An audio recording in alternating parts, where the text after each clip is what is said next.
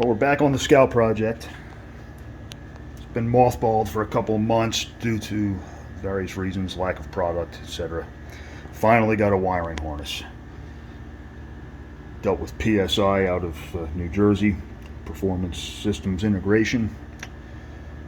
I'll take a walk around to the other side. I got this side hooked up for the most part.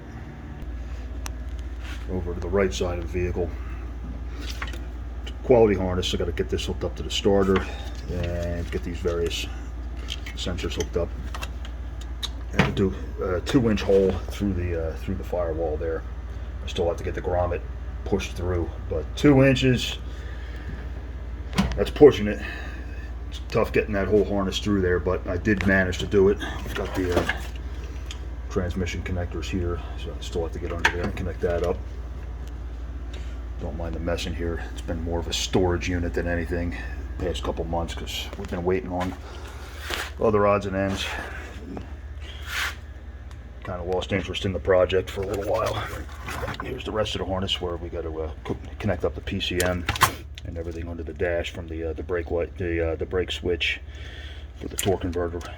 And let's see, we got the connection there for the OBD2. So obviously in here is my glove box. I'm going to probably mount it up under here someplace, make a bracket for it. It's not going to be a clean install, but I don't really have many options. Really, believe it or not, there's not too many places in the engine bay of this vehicle to get it in a nice spot. You know, we've got battery goes over there. Probably going to be an air intake in this area. So it's a little bit of a project, but I can honestly say PSI out of New Jersey. Let's see if I can find their paperwork. Here's the paperwork. These guys are fantastic. Really good to deal with. We've got they're out of Brick, New Jersey, right near Point Pleasant. Answered all my questions.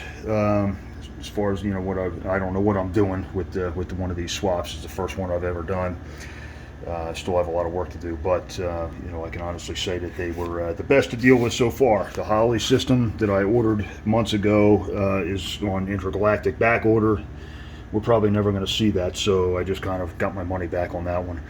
We're going to move forward with this setup, so it's going to use a stock GM harness that they modify, so you can put it through the firewall and put the PCM inside.